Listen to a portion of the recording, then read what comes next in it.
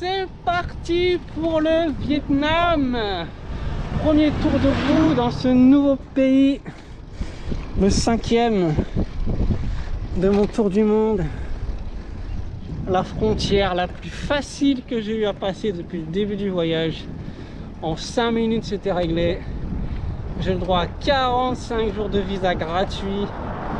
Depuis le 15 août, nous autres Français avons le droit d'avoir maintenant 45 jours au lieu de 15 auparavant. Donc ça me fait jusqu'au 10 octobre maximum. Donc franchement c'est trop bien. C'est parti pour le Vietnam. C'est parti pour une nouvelle journée de vélo au Vietnam.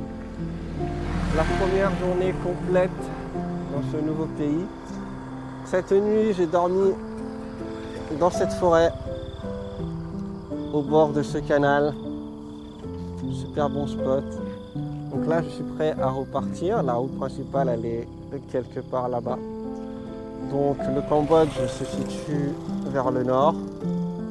Et Ho Chi Minh dans cette direction. Mais là, je quitte la route principale. Donc je vais longer le canal pendant 14-15 km. Et en fait, j'ai trouvé une montagne cachée par les arbres là-bas, vers la droite.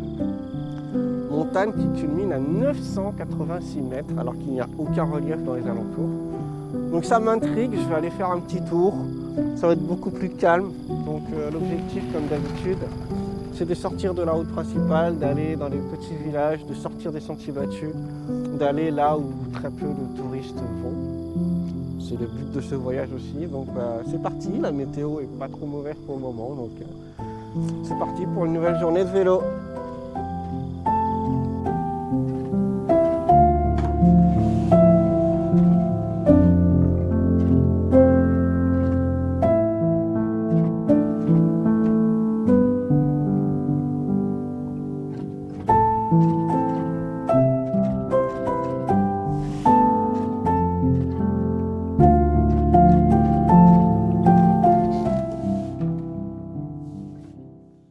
Alors la route elle n'est pas facile, c'est un chemin en terre, en gravier comme ça. Il y a des trous partout donc je dois jongler en permanence et faire attention où je mets les roues. Mais en tout cas c'est super pittoresque, il y a très peu de passages. Et la montagne est vraiment belle. Franchement, commencer le Vietnam de cette façon-là, on valide.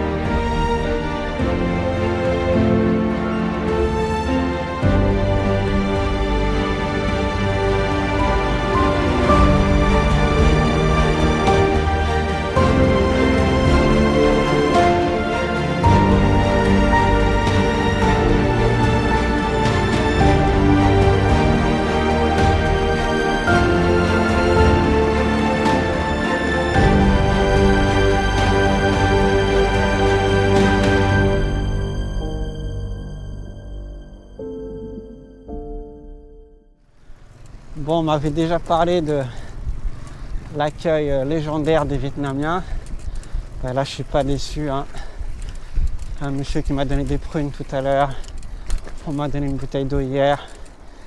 Et là, il y a un jeune qui s'est mis à ma hauteur avec son scooter, qui m'a donné une bouteille de Pepsi. Et franchement, c'est incroyable. J'avais mis la barre très haut avec le Cambodge au niveau de l'accueil, de l'hospitalité des habitants. Mais alors là, les Vietnamiens mettent la barre encore plus haut. Bon, je suis arrivé à mon hébergement pour ce soir. Donc c'est une chambre d'hôte. Donc j'ai défait mes sacoches. Et ce soir, je dors dans cette chambre que voici. Bon, c'est très sommaire, mais moi, c'est tout ce dont j'ai besoin en fait. Une prise de courant pour recharger tout mon matos électronique. Un lit pour dormir. Et ensuite, une douche et des toilettes. Voilà, j'ai pas besoin de plus.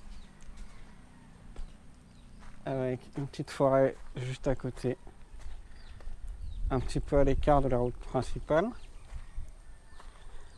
Il me reste encore 50 km avant d'atteindre Ho Chi Minh. J'en profite parce que ça va être sportif demain. Il me reste environ 20 km avant d'atteindre Ho Chi Minh. Ho Chi Minh qui était l'ancienne capitale du Vietnam Sud. Pendant la guerre du Vietnam, Vietnam Sud qui était occupé par les Américains. Le Vietnam Nord, lui, était sous influence de la Chine et de l'URSS notamment. Donc le plan ce matin, c'est d'atteindre la gare routière d'Ho Chi Minh et essayer de prendre un ticket de bus.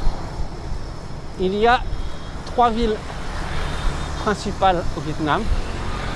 Le Vietnam, c'est un petit peu comme le Chili, c'est un pays qui est tout en longueur. En gros, au sud du Vietnam, il y a Ho Chi Minh. Au milieu du Vietnam, il y a une ville qui s'appelle Da Nang. C'est la 3e plus grosse ville du Vietnam. Et au nord du Vietnam se trouve Hanoï, la capitale du Vietnam. Donc le but, ce serait de faire mi-chemin en bus, mi-chemin à vélo. Donc je voudrais prendre un bus d'Ho Chi Minh jusqu'à Da Nang, ce qui fait environ 900 km par la route. Et ensuite faire les 900 km restants à vélo entre Da Nang et Hanoï.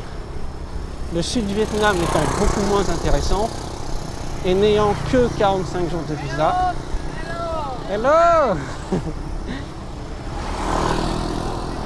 Et n'ayant que 45 jours de visa, je préfère me concentrer. Ouais.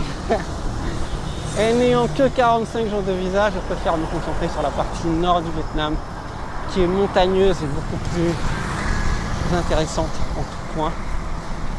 Donc mais c'est parti. Encore 19 km à faire avant d'atteindre la gare routière.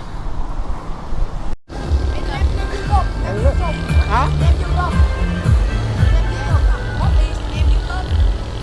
France. Yeah. What? C'est autant le bordel qu'à Bangkok, voire même franchement pire. C'est vraiment le bordel. Je suis pas encore en centre-ville. Il y a des scooters partout.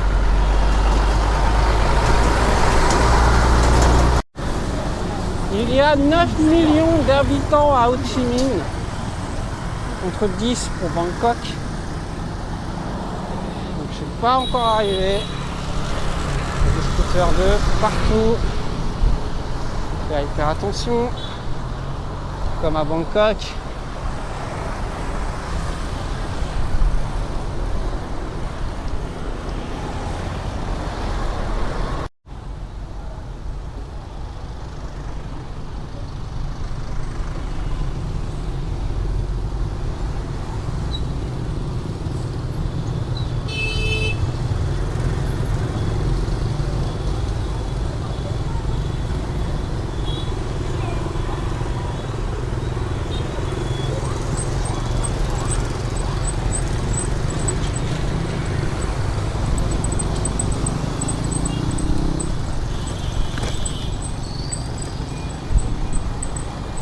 pas être fragile du cœur, moi je te le dis. Hein.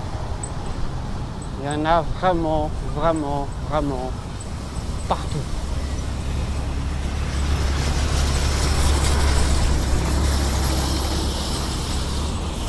Ça se passe comment ici en cas de constat amiable? Si tu t'accroches avec quelqu'un, comment ça se passe concrètement? Si quelqu'un a la réponse, je la veux tout de suite. C'est franchement la jungle.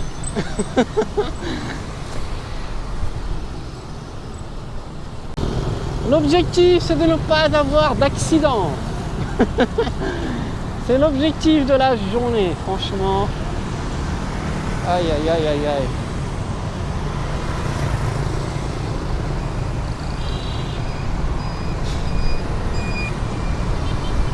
Je passe là le premier gratte-ciel au fond, là-haut.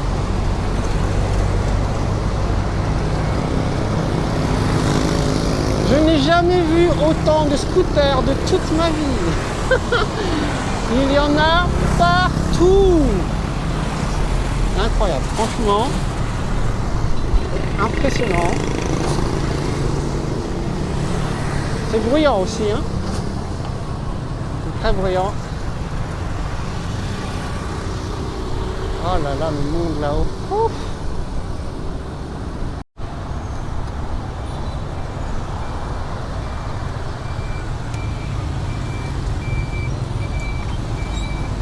C'est vraiment la jungle, hein. Il n'y a pas de... Chacun fait à sa sauce. Ça arrive dans tous les sens. Waouh!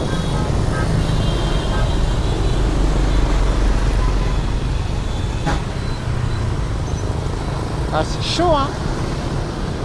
Franchement, je suis en train de faire un malaise cardiaque là.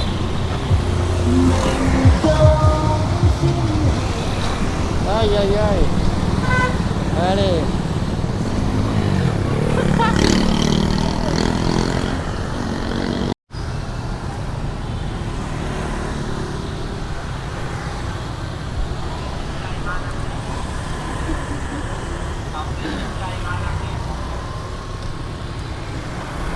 Ah, il vaut mieux prendre ça à la rigolade, hein. Franchement, c'est une expérience, hein. Moi, ça me fait rigoler.